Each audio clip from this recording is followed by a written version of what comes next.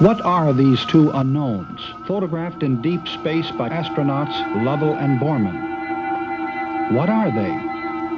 Where do they come from? Are they secret devices created by world governments? Are they manned or unmanned, or both? If they are they manned by extraterrestrials? Why are they here? What attracts them to our planet? Are they friendly or hostile? How long have they been coming here? What is their energy source? What can account for impossible right-angle turns which violate all known laws of aerodynamics? Why do world governments continue to deny their existence when photos like these continue to appear in newspapers the world over?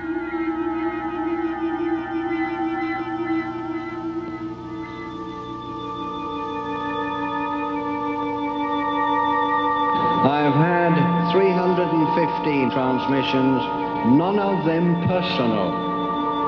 Helpful messages of different kind are given. The voice of Dr. George King, president of the Etheria Society.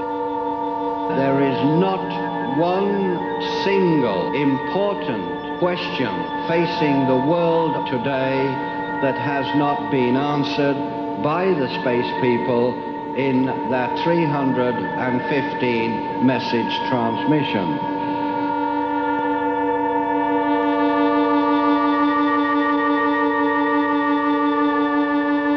They have not condemned man, but they have made various suggestions how man can help himself to stop wars, to cure all disease, to cure all famine on Earth. We've even had intimations on how desert regions could be cultivated, etc., etc., etc.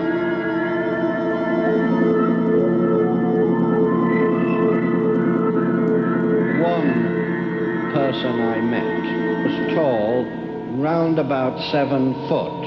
He had 2 eyes, nose, mouth, 2 legs.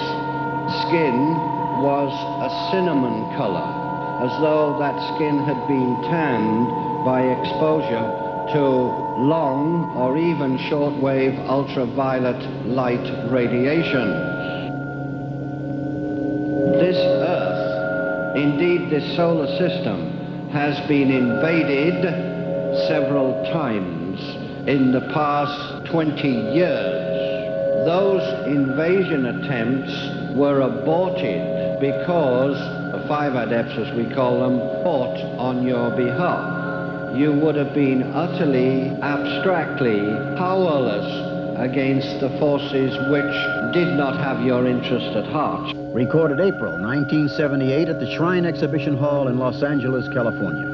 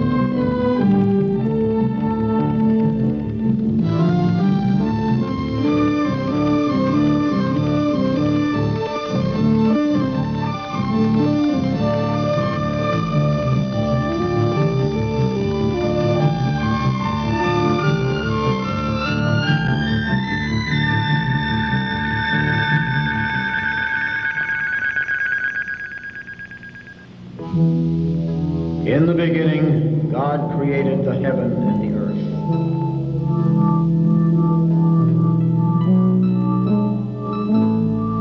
And the earth was without form and void, and darkness was upon the face of the deep.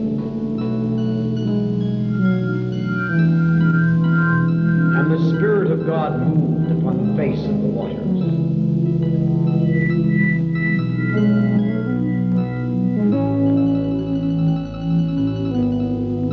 God said, "Let there be light," and there was light.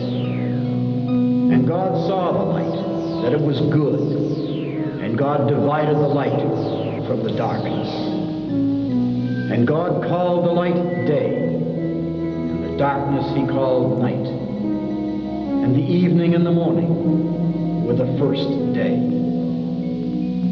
And God said, "Let there be a firmament in the midst of the waters, and let it divide the waters from the waters." And God made the firmament, and divided the waters which were under the firmament from the waters which were above the firmament. And it was so. And God called the firmament heaven, and the evening and the morning were the second day. And God said, "Let the waters under the heaven be gathered together unto one place, and let the dry land appear." And it was so. And God called the dry land earth, and the gathering together of the waters called he seas. And God saw that it was good.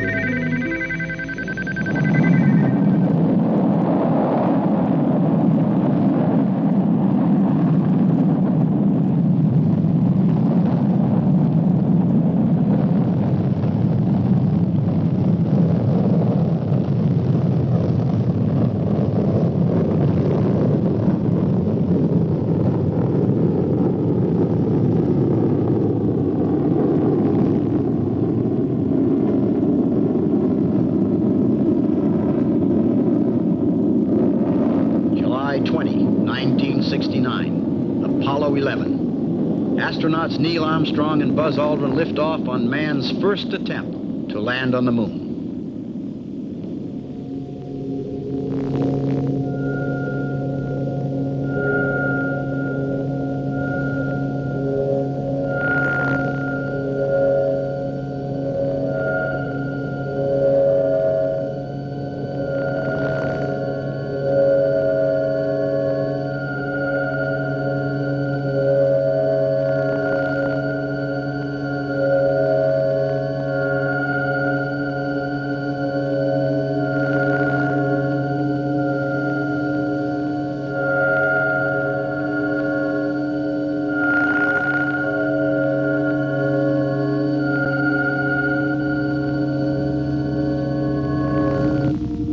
One small step for man, one giant leap for mankind.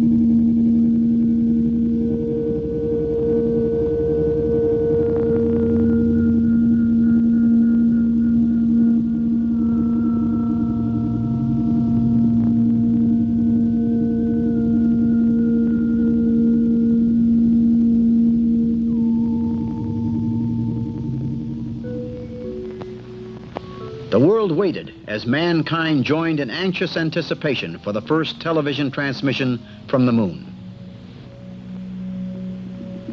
But what of the poverty-stricken masses, the third world, the hungry, the dying?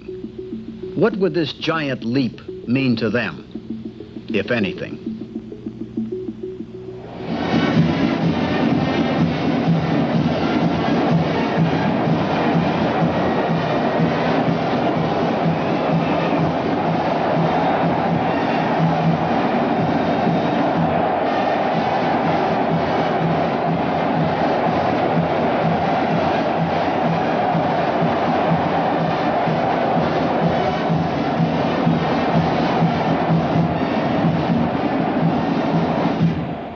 Dr. Frank Stranges, director for 14 years of the National Investigations Committee on UFOs. New sciences and industries appear as man probes further and further.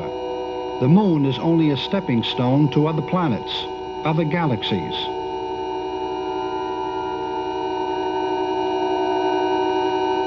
The government is pushing to gather UFO data, confirms Apollo astronaut Edgar Mitchell, who landed on the moon in 1971. Interest in UFOs has been revived and is increasing at all levels in the military, says Mitchell. There have been just too many UFO sightings and too many fighters scramble to chase them.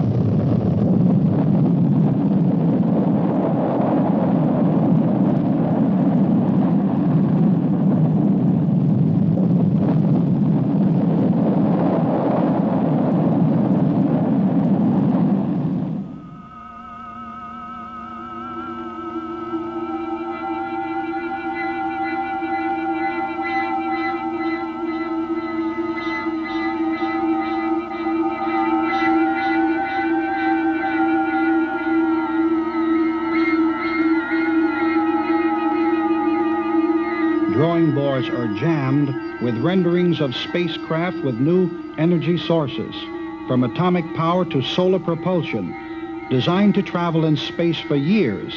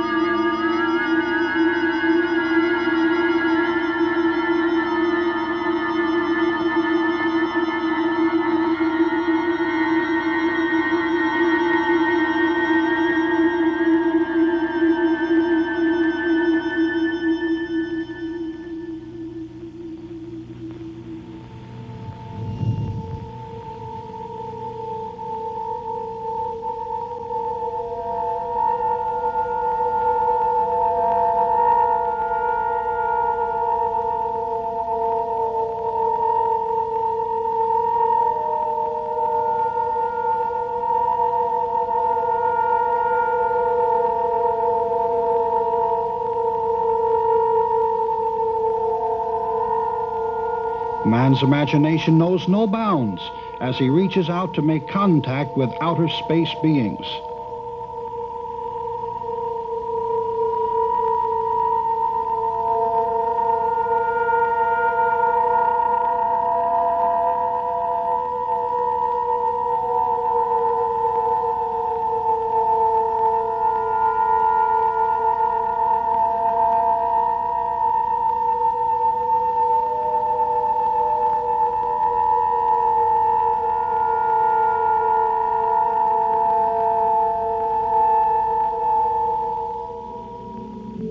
But man must also prepare himself physically and mentally.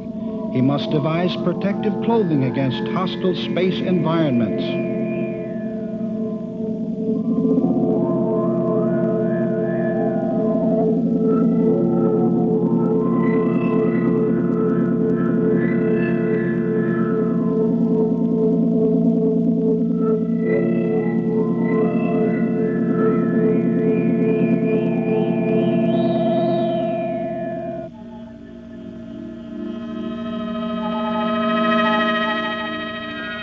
Are there beings in outer space, extraterrestrials? Do they communicate from planet to planet, from spacecraft to spacecraft?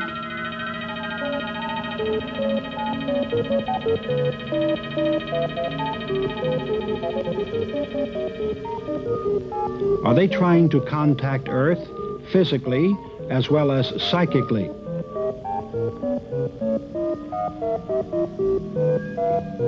Man listens, scanning the depths of space in search of decipherable sounds which he can in turn translate into meaningful messages.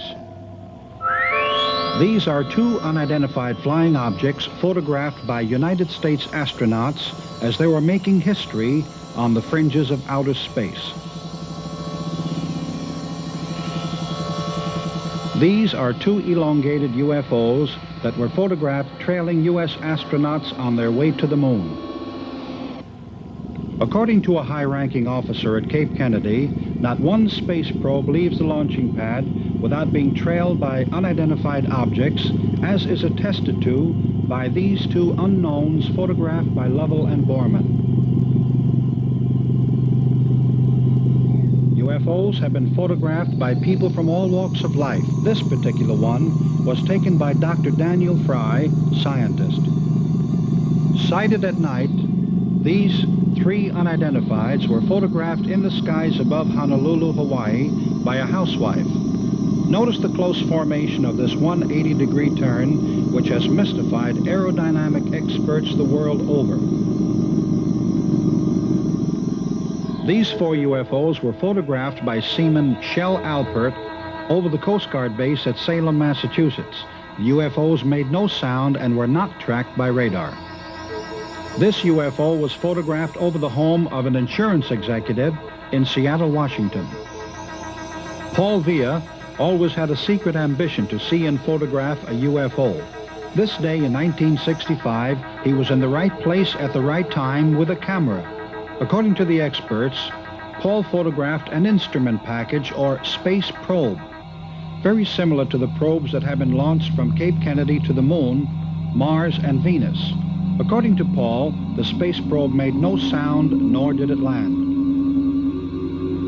This UFO was photographed by a surgeon in Adelaide, New South Wales. This is the first UFO of this type ever photographed in Australia. It was taken in 1962. This is a blow-up of this most unusual top-shaped object. Notice the metallic color. This cigar-shaped UFO was photographed above a small park in the Glendale section of New York in 1967, which was a peak year for UFO sightings in the United States. There are rare occasions when UFOs are photographed in formation. These five unknowns were seen on the outskirts of London, England. Among many witnesses present were three Royal Air Force pilots. Now this one, unlike many of the UFO sightings, gave off a high-pitched whining sound above Tulsa, Oklahoma, about 1 o'clock in the morning. Many witnesses were frightened, and some petrified with their mouths open. As it departed, the whine changed to a high screeching pitch, sending dogs scurrying for cover.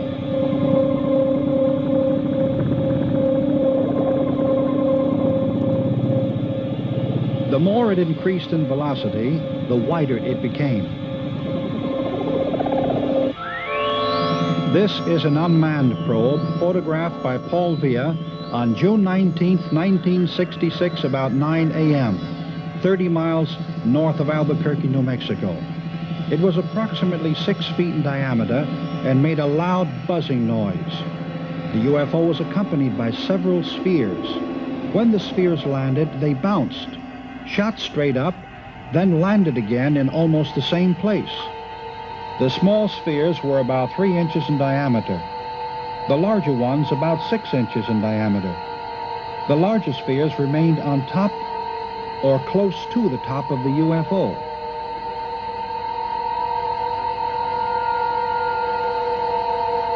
The rod on top of the dome is an optical device incorporating a combination of prisms and lenses. The 3 legs telescoped open as the craft approached the ground.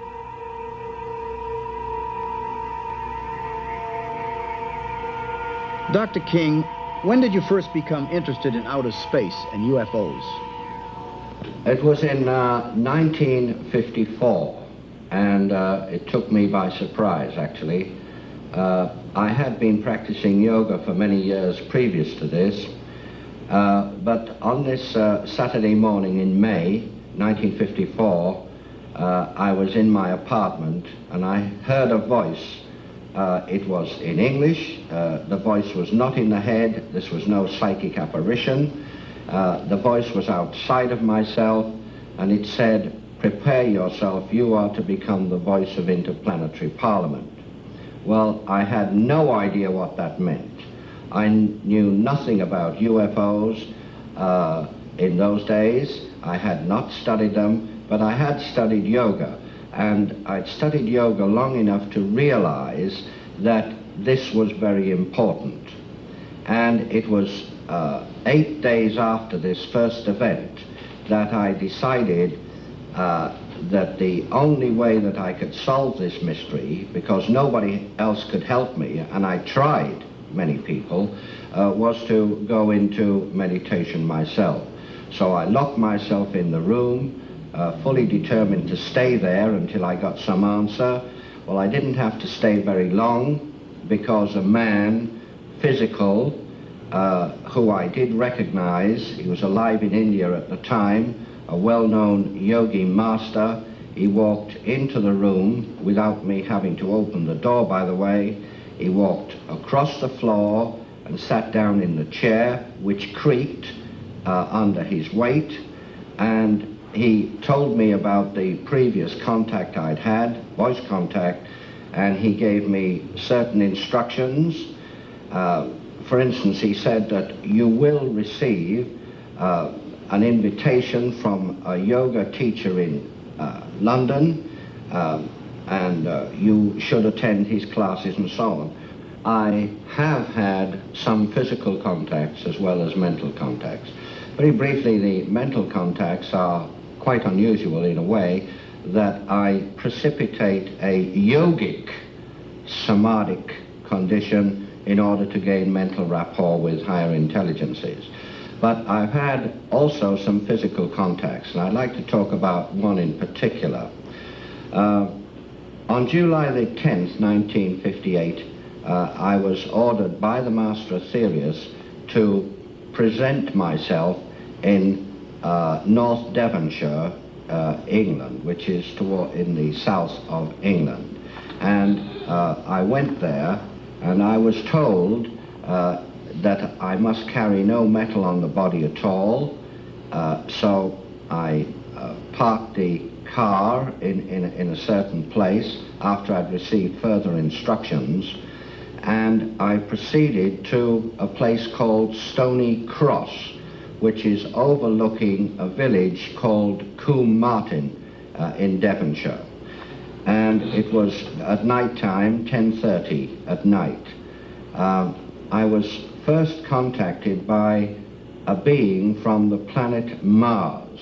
Now, this man was invisible to me, except that he did cast a shadow in the moonlight, and his shadow was very, very much larger than mine. He said to go back to the place where we met, and I would see a gap in a wall, and I had to go through that gap and climb up to a hill. And I did indeed climb to a hill, which later I found out to be Holston Down. Now, I was given instructions to go onto this hill and pray for world peace. Timothy Shanks, UFO researcher from San Diego, California. My research indicates to me that UFOs are physical types, there are psychic types, and there are biological types. It's a very serious subject around the world now. Who across the world are studying the UFOs? From the United States, we have Brad Steiger, John Keel. From France, we have, I'm not sure he's from France, Jacques Vallée, Professor Hynek, Brinsley Laporte Trench. I consider the work of the late Dr. Wilhelm Reich to be very important. A man named Meade Lane. One person from religion with a religious background, Gordon Melton, is doing some interesting work. In Europe, they are taking it a lot more seriously than here. The Netherlands, Brazil is also, England is experiencing a lot of sightings. All over the world, yes, Japan is interested. The USSR is very much interested. Venezuela, Argentina, Mexico, Brazil, Norway, Sweden, the Philippines, Chile, France, and Grenada. All of these people do officially state that flying saucers do exist, and some of them go even further and say they believe that they come from other worlds.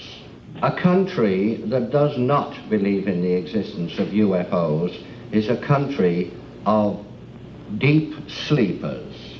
For instance, America, Russia, and England have studied UFOs for a number of years, and I think they have amassed sufficient information to know of their existence. But you see, they will not officially admit that they know of the existence of unidentified flying objects. But how long have these UFOs been coming to Earth, and why to certain places? What have Palenque, Tiahuanaca, and Stonehenge to do with these sightings? Stonehenge has been attributed to the Druids by some historians. But is this fact? How were these huge monoliths erected? Can we attribute places like these to extraterrestrials? As you check back into history, you have to remember that references to objects in the sky were not referred to as UFOs. They were described as whatever the person was viewing, whether it was a cloud or a flying boat, as North American Indians would describe some of these things, or a luminescent pearl. So you have to study the language and study the account itself. But all world cultures refer to various unusual objects in the sky throughout the course of recorded history. The modern era began in 1947 with the Air Force beginning its study and a tremendous number of UFO reports. Early reports of objects came in 1896, 1909 from different parts of the world. Many people believe in UFOs and that extraterrestrials are coming to Earth. Some are convinced that they are now living among us. The whole town of Kerman, California, conspired to keep the May 13, 1978 occurrence a secret to preserve their privacy. However, word leaked out and made headlines.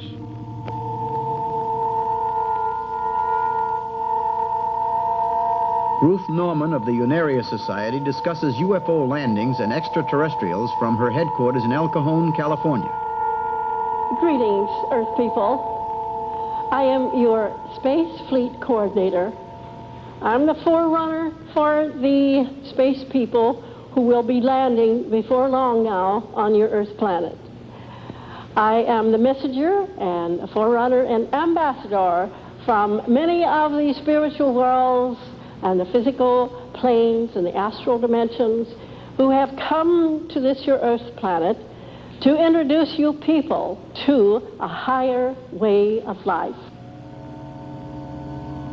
Almost always when people have a close proximity sighting, that is a UFO very near to the road, for instance, if they're driving along in their car, the car engine will stop and the headlights will go out, etc. This is common.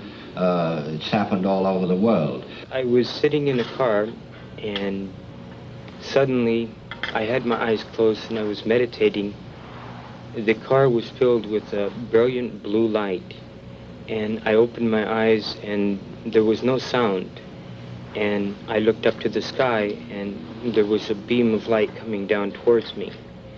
And then it went out and there was nothing there. Dr. King explains his energy charging expedition requested by space beings. In Operation Starlight throughout the world, there were 18 mountains which were charged through myself as a channel. I did not manipulate the energy for the charging of these mountains. It was manipulated through me by the space intelligences. We have here scenes from Mount Kosciuszko in Australia, which was charged on December the 5th, 1960. We had tough blizzard conditions on that mountain. The last picture shows me manipulating the energy which was put through me by other sources, which caused an initial charge to go into this mountain. The other mountain in Australia was Mount Ram's Head. This was charged on December the 8th, 1960, and we had no problems at all except through heavy snow drifts. These pointing stones have been there for thousands of years. The next set of pictures you see were shot in Switzerland in 1961 on August the 13th, and this is Mount Medrugorflu. And again we had blizzard conditions the day before, but it did clear up considerably when we made our climb.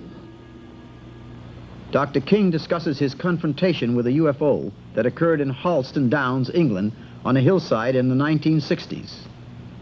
When the Master Jesus departed, he moved over to the side of me, and it was then that I regained consciousness, and because I was in a deep trance condition just before that.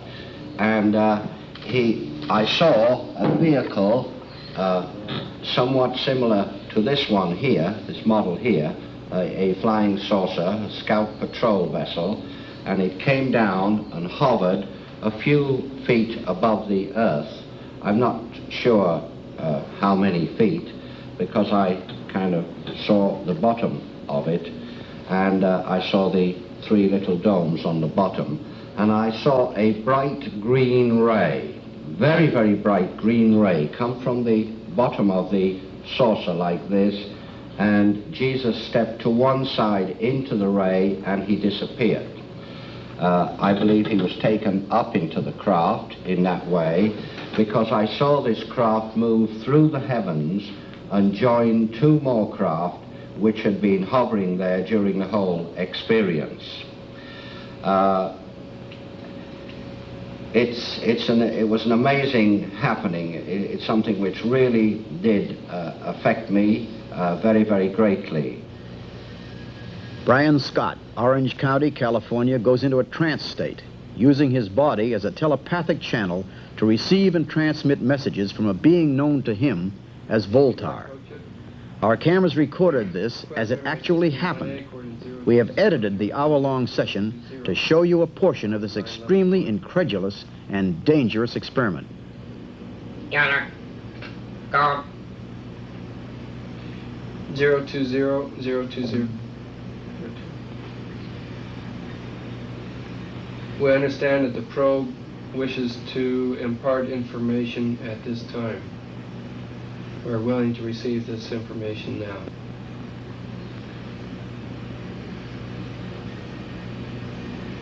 Acknowledge. Unity. Transfer. Voltar. Delay factor. 7. Relay. Open. Daniel. Physical. Energy. Displaced. Unity of the Council.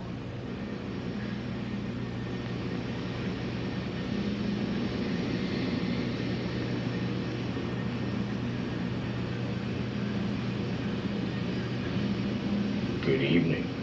Good evening, Voltar. And that of the light be offered. And to you in return. It was good to talk to you again. It is that, and of the play of life, that today, what is now, is within that knowledge. Our involvement, and that of your planet, since that of the days of Tiahuanaca, and yet but to manifest in but a few. It has been again a pleasure to share your presence. We ask the return of Brian and the amplification of all systems against secondary world interference. And thank you again for sharing this communication with us.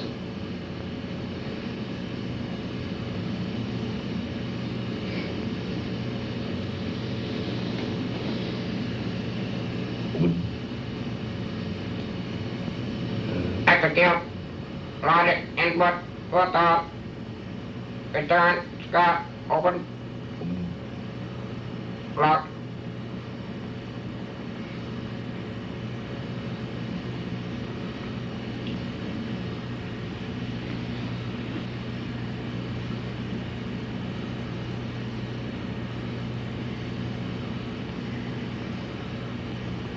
That of my presence, upon that of the world yet to be, is now. Jim? Yes, Fred. As the time in South America. Yes, it was very strong. Are you speaking from there now? As the eyes are rolled back. It is now that of their land. There is much sorrow. Danielle's decision has upset many people.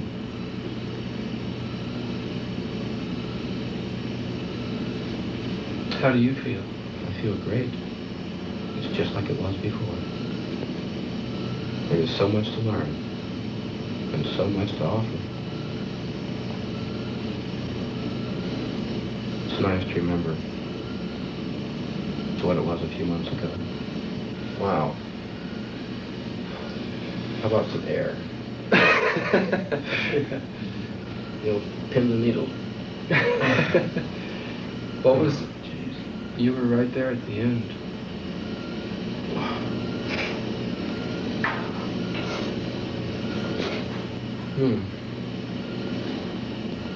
No different. Was that the part of you that's on their world, or was that, what was that? Just like it was after the transformation. Yeah. Same idea.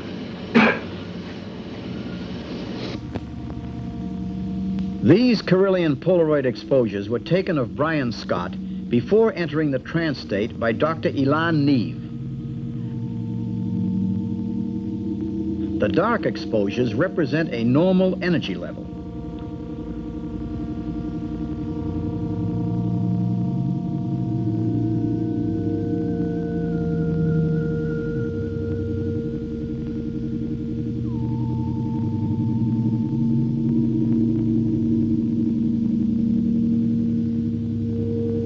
The light-colored photos that were taken while Brian was in trance are considered rare and unexplainable. Brian Scott remembers vividly a frightening contact with the space beings. When I was 16 years old, I experienced a phenomenon known as a ball of light that appeared behind my house. My dog basically gave the thing away by barking so loud that he was waking up half the neighborhood. Investigating what the dog was barking about, I had found this object hovering in the sky, about 6 to 8 feet above my head. The ball of light appeared to be orange-red in color and only lasted for about 10 seconds and suddenly shot up into the air. From this experience, at that time, I didn't make too much of it. My most important intent was to get the dog to be quiet so my parents would not be aroused at 2 a.m. returning from a 16-year-old birthday party for myself. Very shortly after that evening, I woke up again, but this time I woke up at the kitchen table. And when I had woke up, I found myself with a big mess all over my arm. And apparently somewhere during that sleep period, I'd managed to jab and tattoo this object into my right forearm, which appears to be a spider.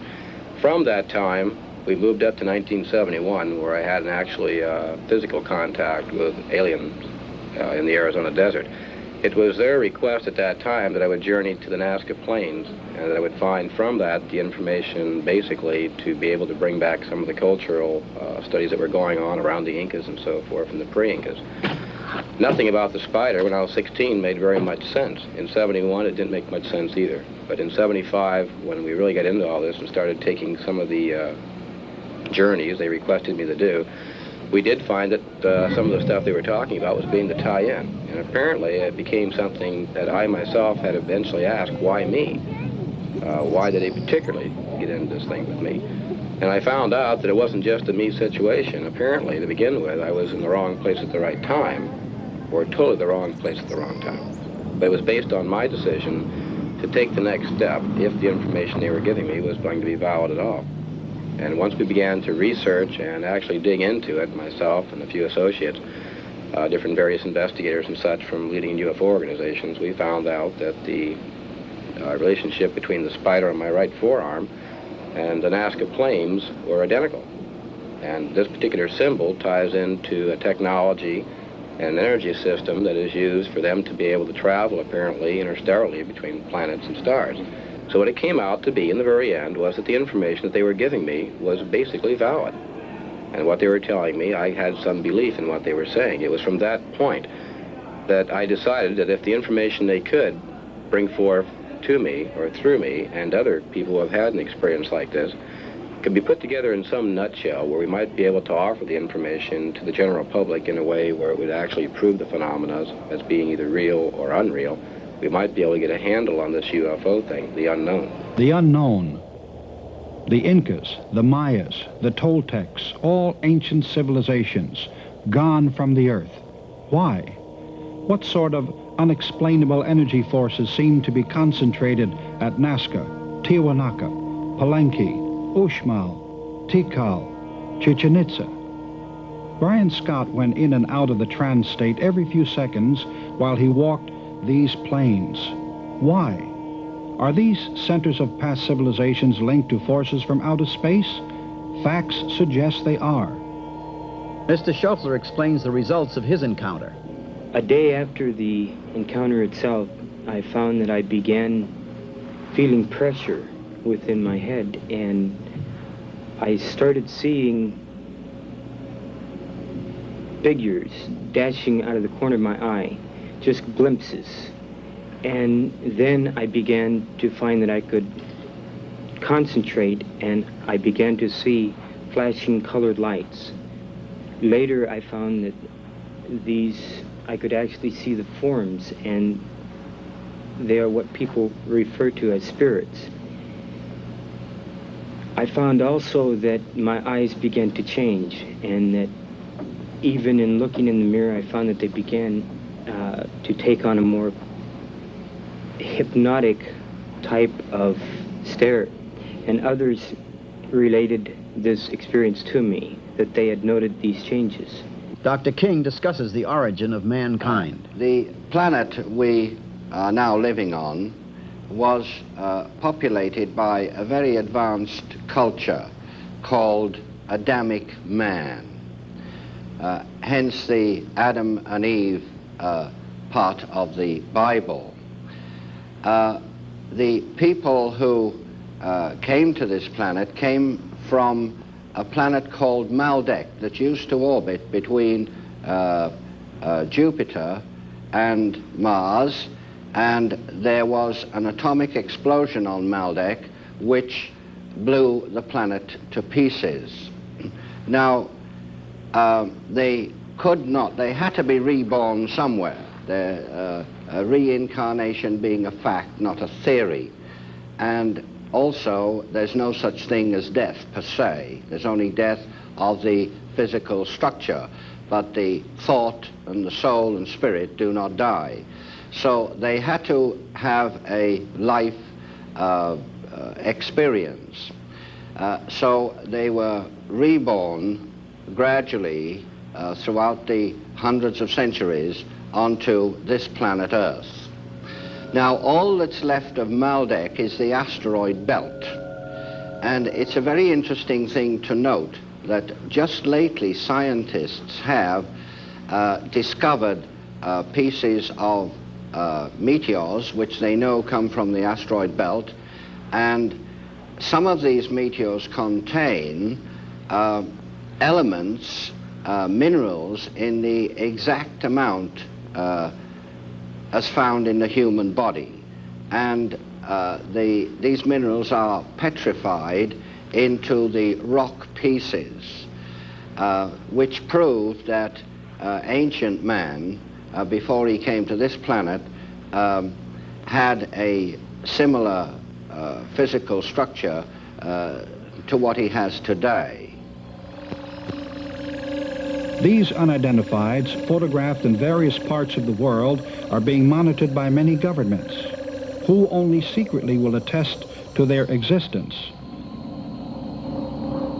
The theory is that to reveal the fact that governments are fully aware of UFOs and the revelation of their files would panic the public. And secondly, would cause chaos to the economy of the world. However, these are actual filmic records taken mostly by accident by people from all walks of life and in many different locations.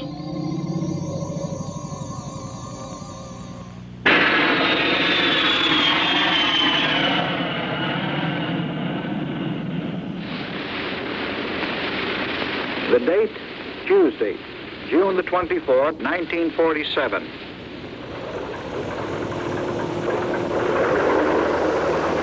Pilot Kenneth Arnold, a deputy federal United States Marshal, took off on what he thought was to be a routine flight over the mountainous country near Mount Rainier. An experienced flyer with over 4,000 hours in his logbook, he little realized that this particular flight was to start an investigation that would cost the federal government millions of dollars. 3 o'clock in the afternoon found him cruising at an altitude of 9,200 feet above the rough terrain, some distance from Mineral, Washington. As was his custom, he watched the mountains below for signs of illegal campfires or other downed aircraft. But there was nothing to cause an alert. His instruments showed that he was on course and holding steady. He was making a 180-degree turn toward the Forbidden Plateau when it happened. A weird high-frequency sound suddenly came out of nowhere, seeming to head directly toward him.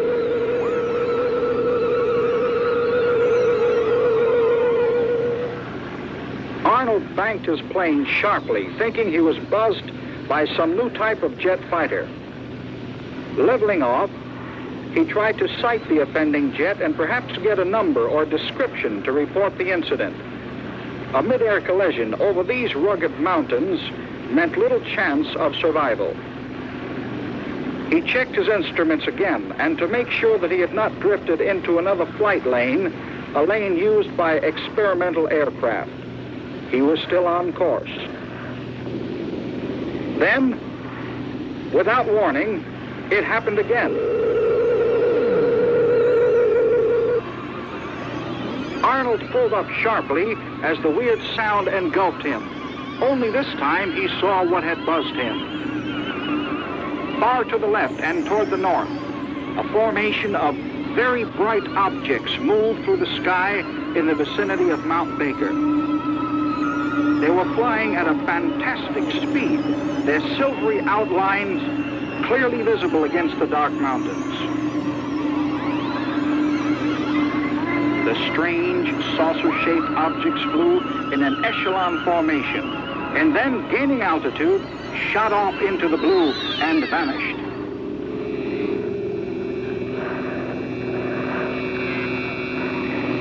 Would he be a crackpot if he reported the sighting? Would he be laughed at by his superiors? But what he saw was real. There was no doubt whatever in his mind. He decided to risk ridicule by making a complete report upon his return to the home base. This report, the first recognized sighting of an unidentified flying object, created a furor. Pilot Kenneth Arnold said that the silvery objects looked like flying saucers. The name made headlines throughout the civilized world. Arnold may not be remembered, but his coined phrase, flying saucers, will never be forgotten. My first encounter was in October 1958 with what I claimed to be an extraterrestrial being that I've since found out comes from the planet we call Saturn in our solar system. Robert Short, UFO investigator. It was, to me at the time, a very frightening experience. The being said to me, "We have come down to make an adjustment in the power of our craft. We will see you at a future time." And I thought, what criteria do I have to understand it? And it wasn't until several years later, in fact, after another individual had another experience with the same individual, that I began to understand that my work as of from that time would be through the auspices of the solar government on Saturn in this system. And all message work that I do or channeling that I do would be through their auspices, through the subspace radio network in this system. Ruth Norman tells of Earth landings from various planets. There will be many planets, 32 different planets in number. They are all physical planets, some within the solar system and some outside. 32 in number. And they will all land simultaneously on the Earth world. About 3.5 years ago, I was inspired, prompted by my space brothers to purchase some property about 40 miles north of San Diego. It's near Yamul. It's 67 acres for the spacecraft landing. Now, just one craft will land there, and we will have the other 32 craft to land at various points on the globe. Mr. Arman recounts his first experience with UFOs. I was in Los Padres National Forest on the wilderness area, and we were hunting Russian boar. And I thought I seen a Bigfoot, and I instantly thought $1 million, shoot it and make $1 million. And I drew on it, and I couldn't pull the trigger of my pistol. And I tried for 5 minutes. While it watched me, I put the pistol back in my pocket and took off running. I was scared to death. And I went back to my friend. I told him about it, and he said, well, you must have been hallucinating. I said, okay, I was. And that night we were in the tent playing cards, and we just finished a hand, and he was looking out the tent, and he says, he turns to me, he says, Norman, look at the funny lights up on the mountain. The mountain's about 3/4 of a mile away. 3 of them, and they got larger and larger. And then I jumped up and stood in front of the tent door, and a blue one flashed across the side of the mountain. Another one came over the top and lit up about 3 acres. And I turned to him, I says, Joe, did you see that? And he had his head covered up. And I went to shake him. And he says, I'm asleep, leave me alone, leave me alone. And just then our campsite lit up as bright as day, and we blanked out. Thomas Miller on UFO propulsion systems. They do fly interstellarly. However, they do not fly in the same manner that the rocket ships fly or blast off from Earth as we know it.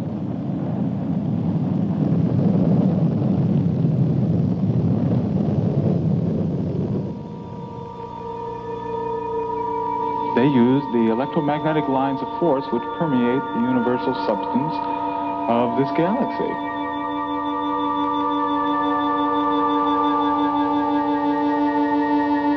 The brothers on the other planets have evolved much more rapidly than the people on the Earth, and the ones that we have contacted have transmitted their messages to Earth, and they have given us pertinent information of instrumentations which they will help us build and construct when they do make physical contact, such as an energy device which will use the natural oscillation of atom structures themselves.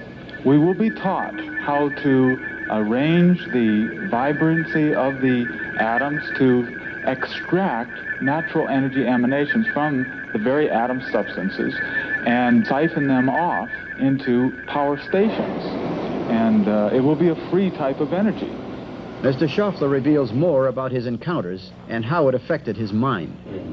Well, I found that I not only could see spirits, but I began to see buildings where I knew there were no buildings.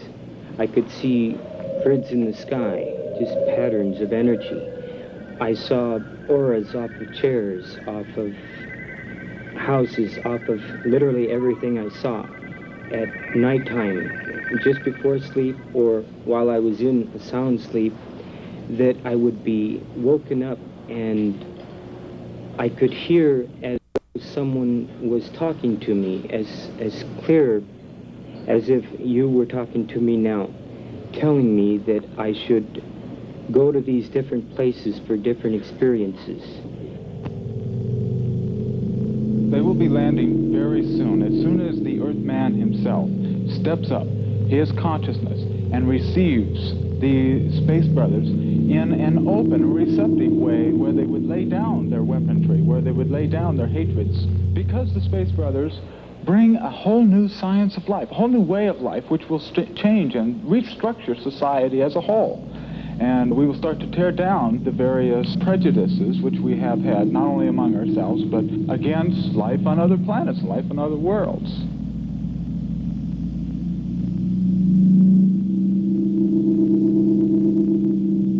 Dr. Stranges, you have been involved with UFO investigations for over 30 years.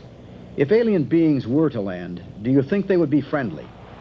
That's a good question. UFOs have had this Earth under surveillance for many thousands of years, and if they were going to attack or cause the human race any problems, they would have done so a long time ago. But there have been a few cases where some cattle and some people have even suffered because of so-called negative saucers. Someone said if these are intelligent beings from outer space, they couldn't be too intelligent if they're visiting the planet Earth. But on the other hand, I believe that we have been a source of, shall we say, potential threat, because as one scientist put it, we can take and set the atmosphere on fire with hydrogen devices, and this could cause the planet Earth to be completely destroyed by fire, and in so doing, it could disturb the other planets in our solar system. All the people in this solar system are friendly disposed towards Earth, and they are very, very advanced people, but there are other people in other parts of, well, not only this galaxy, but galaxies beyond this, that have not been friendly. In fact, the solar system has been attacked by outside forces in the last few years, and in order to repel these forces, there was something which we might call a galactic war. This did happen, and I have very detailed reports in the Aetherius Society library, which we maintain is the largest in the world of its kind, actually describing some of the action which took place during this galactic war. Dr. George King in Los Angeles, 1978. There are at least 3 people from another planet living on Earth today.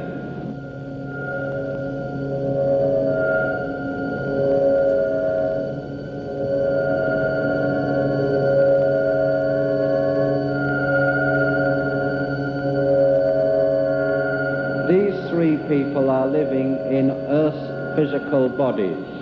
These 3 people are highly specialized adepts whose job it is to protect mankind from any interference from outer space and any invasion from outer space.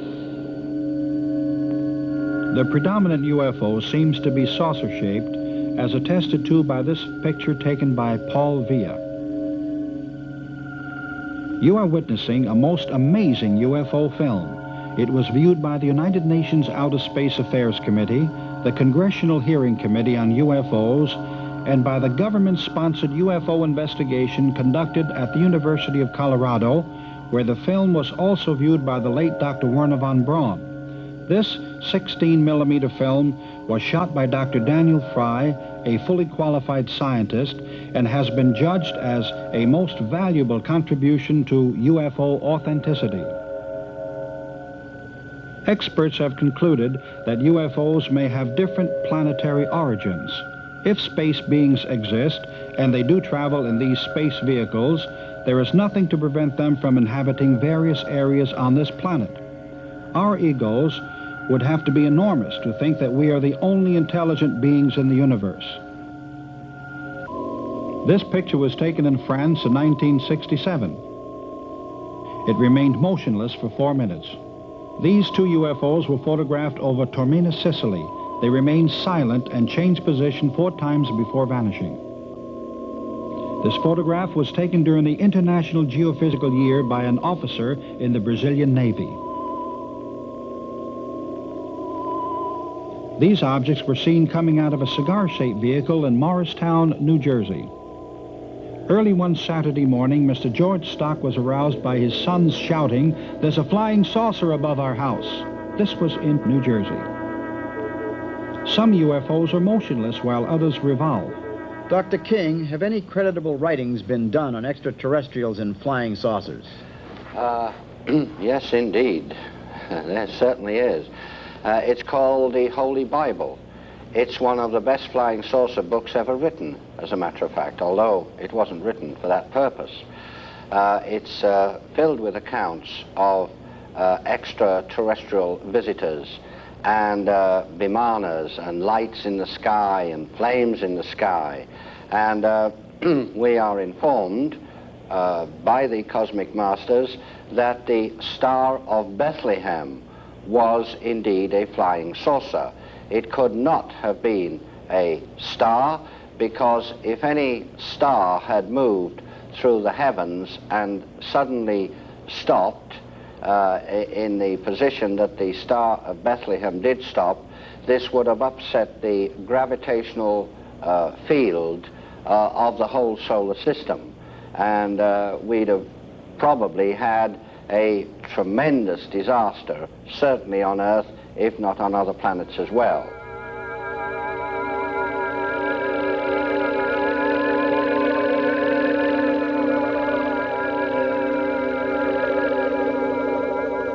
The biggest change was that this compelling drive within to travel and go to these different places. I found myself going to Orcas Island in Washington, Key West in Florida, Palenque and Chichen Itza on the Yucatan, Teotihuacan in Mexico City. And each of these places I met beings, and I say beings because they would come up to me and know who I was, not by name, but why I was there, and they had similar purposes. And we could relate, and it was as though we were contacting and joining forces and relating to each other our own experiences, and each of us had a different piece of the puzzle.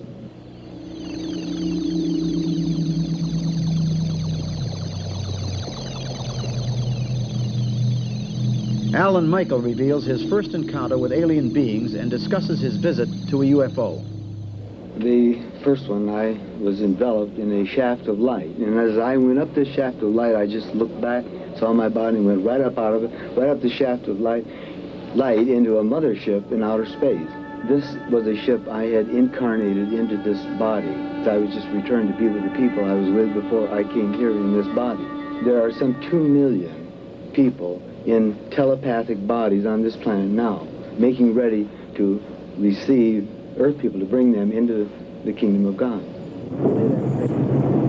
We interviewed Carl Anderson at the Long Beach Naval Base in California. He has been a government employee for over 20 years.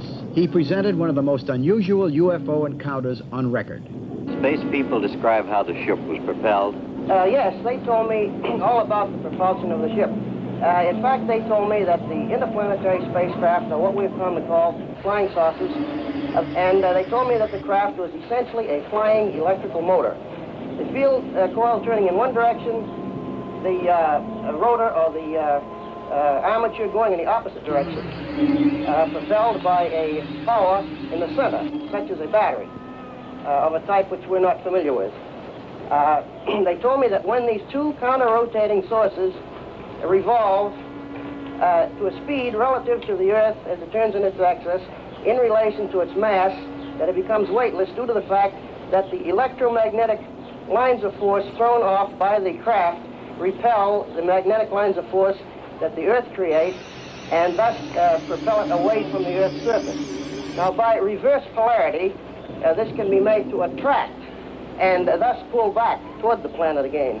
By neutralizing this effect, between the attraction and the repelling force, this is how they are known to hover in one spot. Do you have any physical evidence of your space contact?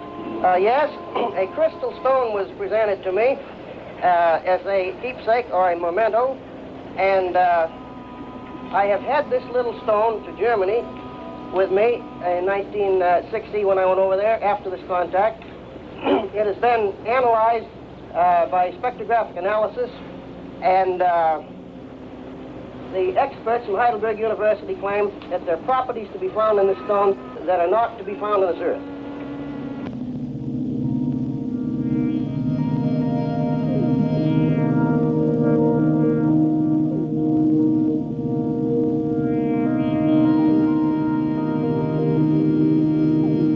Since man's first giant leap into space, countless industries have led the way into yet unexplored fields of aerospace sciences and space medicine. New techniques have kept pace with inventions as man seeks methods to develop machines capable of carrying humans into the far reaches of space.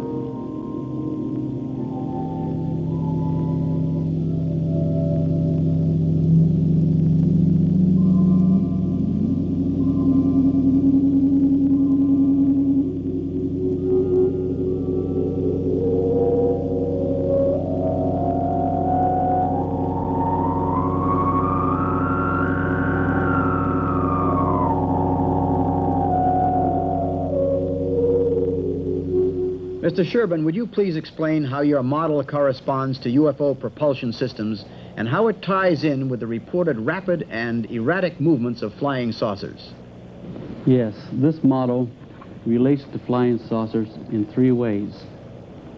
This basically is taken from what they call planetary motion, and flying saucers also duplicate planetary motion. Now, planetary motion of a flying saucer, or this arc, is that flying saucers rotate, they oscillate, and they pendulate. Our vehicles that go into space do not duplicate planetary motion. They duplicate motion that came from the flight of birds. One would be linear, and the other is a cyclical geometry. This has to do with the rotation of the Earth. This is a daily cycle. Its orbit around the sun is a yearly cycle, and what they call the roll is a season or reverses of precession.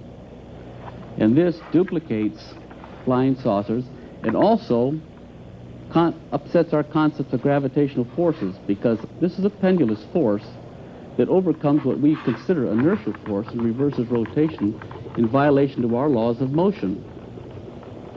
And science cannot explain this because science has never proven its laws of motion, and this is a definite violation of the laws. How does this apply to Einstein's theory of relativity? Einstein's general theory of relativity is not really true. This is the model of relativity. It's of cyclical relativity, and I have a physical model. Einstein's special relativity is based upon the equivalence of gravitational and inertia mass. Both inertia and gravitational forces have never been proven by physical experiment. Einstein merely had an idealized experiment where the experiment is imagined and the results are imagined. He has no foundation whatsoever for his relativity. This does have a foundation for relativity in that you have the rotation of the Earth, you have the pitching, which is its orbit around the sun, and precession, which is our reference in the galactical system. So here you have a celestial frame of reference, and Einstein has nothing at all whatsoever. And here you have gravitational forces here, which will overcome what they call inertial forces, which definitely disproves Einstein's general relativity. Here's a model of cyclic relativity disproving general relativity. How did you arrive at the particular shape and measurement for your arc?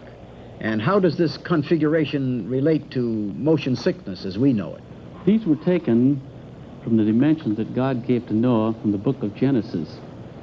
It states an arc, and Moses was placed in an ark of bulrushes. It gives the length, the width, the height, and the camber. Thou shalt finish at the cubit above. By building this shape, of an arc this shape, it is actually a mathematically perfect boat, because it's taken from arcs, which an arc is the most perfect of all created forms. Now, this particular shape All the forces in the ocean are compressive strength. So being a spheroid, it's the strongest on compressive strength. It's the strongest on both cantilever and truss stresses. And this boat does not broach to. It quarters lines of force. But one of the most remarkable things about it is that there is no motion sickness. And this is what happens. What gets you motion sickness is the liquid in your ear slopping back and forth. Now, this has what I call double pendulum stability. This is like a compass being placed in quadrants.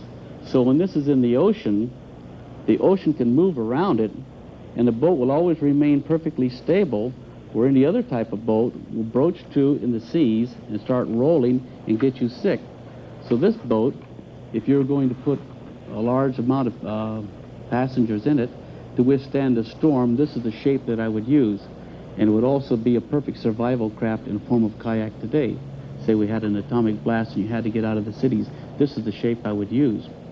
And since it also duplicates the planetary motion of flying saucers, and there's no motion sickness, they must be able to transport themselves through space and just make any type of move they want, but they would feel no motion whatsoever inside. But they must be highly advanced on this type of geometry.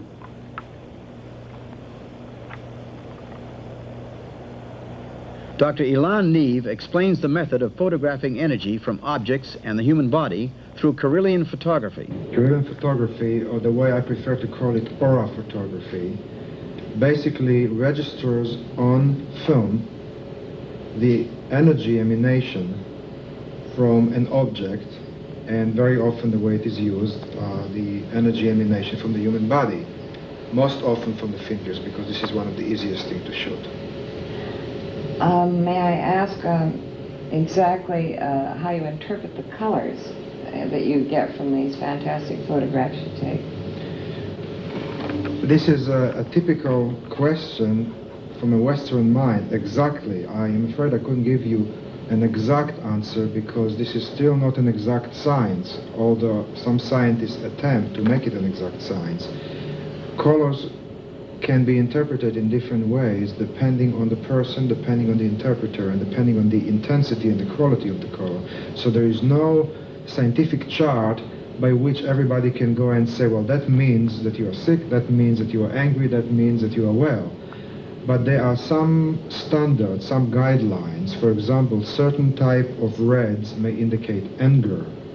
Certain type of red may, and pink even, may indicate a problem.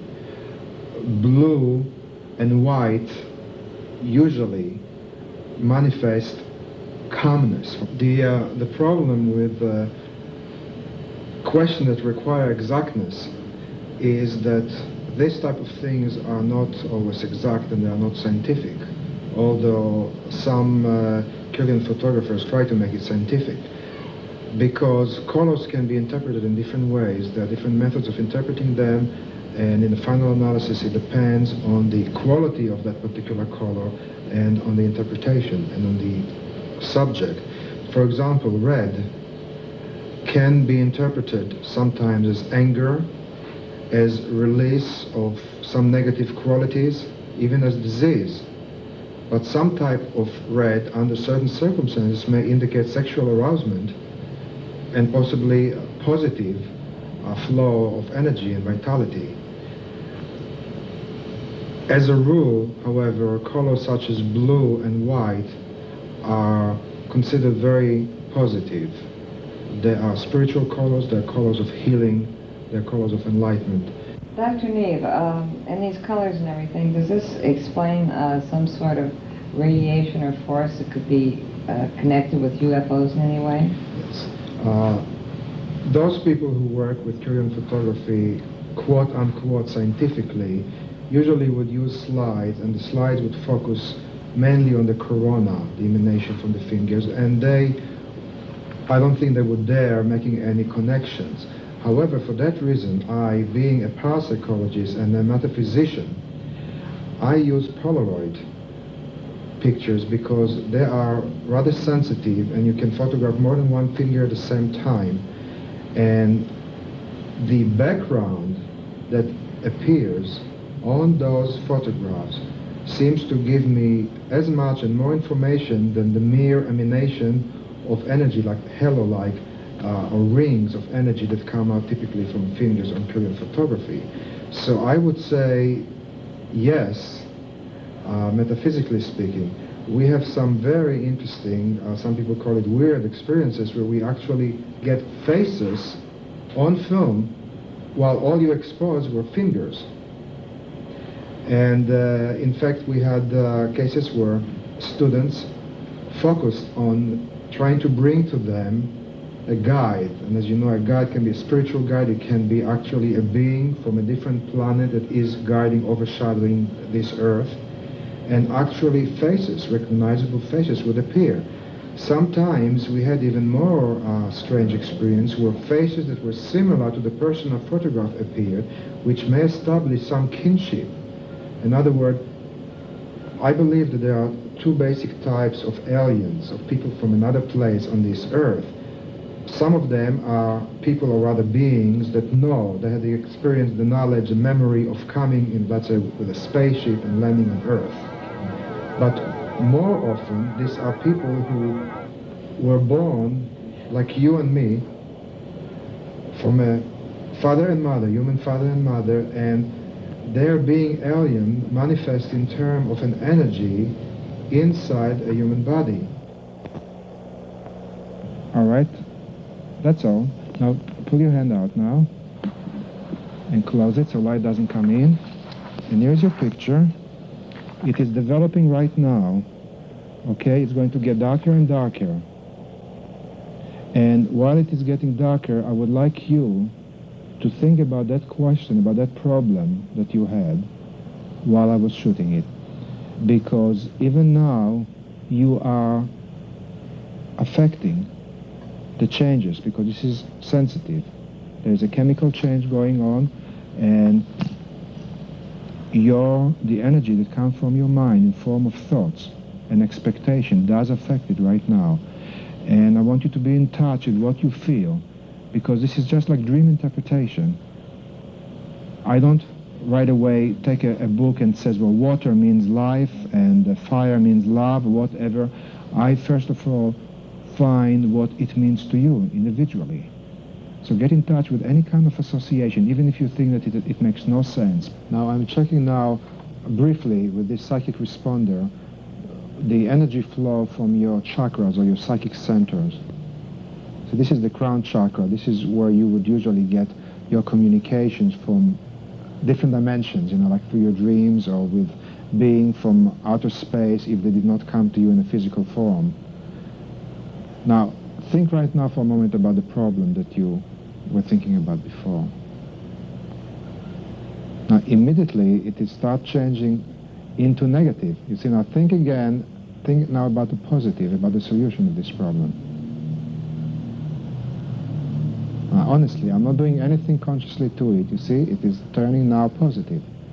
So you see, you can actually affect yourself. Now, this will check your communications. Now, this is one of your most powerful ones. And this is, of course, very important chakras. If you are open up here and you are open down here, this makes you more ready for such communication with being from different dimensions. I'm going to play you a healing music from the Holy Land. The first part has a tear to it. Let that tear flow through your entire being and wash gently but effectively the causes of all pain, all constrictions, all barriers to communication, and make room for the second part that has a dance to it, and let that dance create celestial rhythm. And this celestial rhythm will create harmony from within yourself. So just all you have to do is just to listen to this and just relax.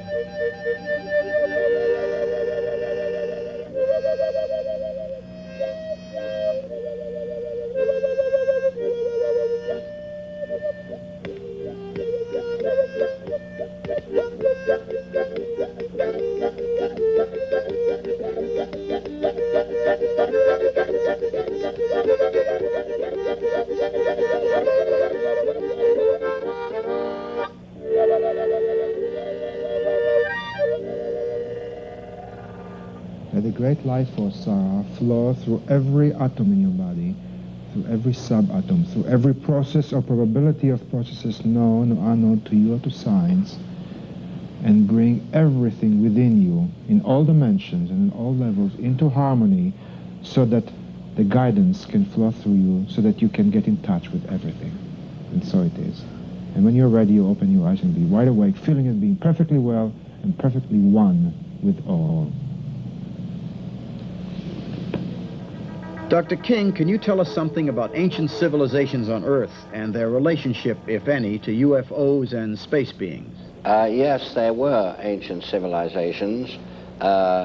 In chronological order, Lemuria came first, and some people believe that this was mainly where the Pacific Ocean is now, and mankind reached quite a high stage of evolution in Lemuria, so high, in fact, that he discovered how to split the atom. And of course, mankind being what he is, a very warlike creature, well, the result was the destruction of Lemuria. And also, the Earth at that time did flip a few degrees on its axis. Later on, we had another civilization built up again from the atomic ruins of the last, and that was Atlantis. Now, it's interesting thing about Atlantis is this, that at one time, science can prove that the whole of Europe was covered with deep snow and ice. And some catastrophe happened very quickly, which altered the course of the Gulf Stream so that it flowed nearer to the coast of Europe and up through and actually near the tip of the north of Scotland. Some people believe that this was a part of the continent of Atlantis going down. Two of the most ancient books on earth are now translated from the Sanskrit into English, and they do talk about Vimanas, which were flying machines, and they do talk about two atomic weapons that were used. One, the Brahma weapon, and the other called Indra's dart. There was an atomic war, and the result of this atomic war was the destruction of Atlantis. Again, it's very interesting to note that people are now making quite some discoveries in this regard. For instance, they found a huge road about 100 foot beneath sea level. This road is made of very, very large stones which do not belong in that area, and these stones are fit very, very closely together. The stones, they estimate, weigh hundreds of tons each, and it's possible that the Atlanteans had powers which we do not have today. Dr. King expounds on types of UFOs and their propulsion systems. We have the large mother craft. These can be tremendous size. They have a capability of, shall we say, tuning into natural magnetic forces which do flow very freely through this galaxy and transferring that into kinetic energy. The usual type of scout patrol vessel, like that in this little model here, which, by the way, is made exactly to scale. This is a model of a scout patrol vessel, which is about 32.5 feet in diameter. Now, this vessel here has three propulsion units. One I won't mention at this time, it's too complex. The other, again, it's capable of tuning into the natural flow of forces throughout the universe. But the third one is very interesting. As these vehicles operate for the most part quite near to a planetary mass, such as Earth or another planet, they're able to reverse the flow of gravity. The space people know, by the way, that gravity has two poles, rather like a magnet. A magnet has a north and a south pole. Gravity has a positive and negative pole, and they're able to reverse the flow of this gravity so that a planetary mass can repel the vehicle or attract it. This is often the reason why some scout patrol vessels fly in a rather, shall we say, erratic manner. This is an artist's impression of the third satellite. On the top, there is a huge crystalline dome for collecting the sun's energies. At the bottom, there's a power matrix for transmitting the sun's energies after they have been conditioned by the enormous crystals within the craft. This next drawing gives you a rough idea of the position of the third satellite. You see the impression of the sun, the energy is being collected by the dome at the top and transmitted to Earth through the power matrix at the bottom. Dr. King explains the universe's dependence on the sun, not only for energy, but for its material existence. All life in this solar system, and we are told in other solar systems too, is dependent upon either this sun or their respective suns, whichever it might be. You know, the sun is very, very important indeed to us, far, far more important than people realize. The master Aetherius has made this statement, which science will not understand for the next 1,000 years, but he has said, talking about the physical aspects of man, you are all solidified sunlight.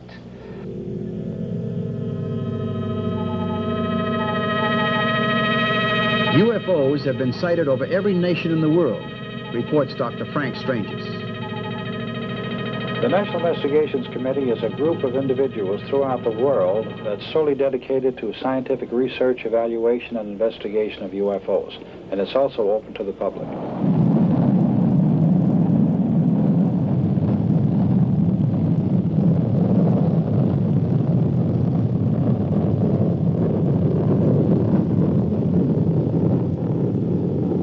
I would say in my 32 or 33 years of UFO investigation, I have found definite evidence of a conspiracy. When we speak of the word conspiracy, it's a group of individuals who gather together with a prime purpose of either doing good or evil to a subject or another.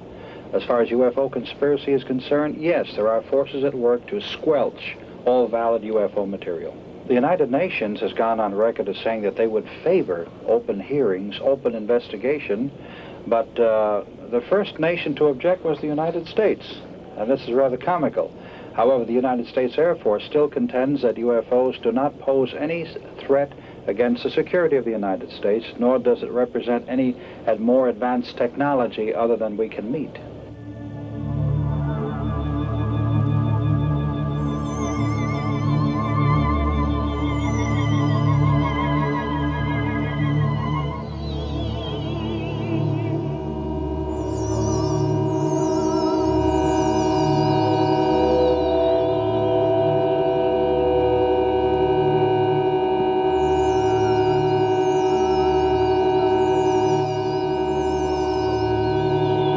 Reverend Robert Short, founder of the Blue Rose Ministry in Yucca Valley, California.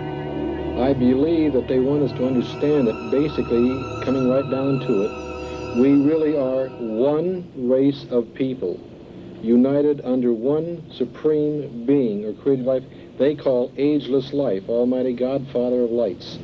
And that we, as the children of the Supreme Creator, have our decisions to make insofar as trying, if we can, to put forth the willingness to achieve peace in our time, rather than bringing us to the brink of what we call an Armageddon. And so far as I know now, the peace efforts, even though continue to be tried, is like the old axiom, when they cry peace and safety, there will be none. We are headed for the final countdown, unfortunately.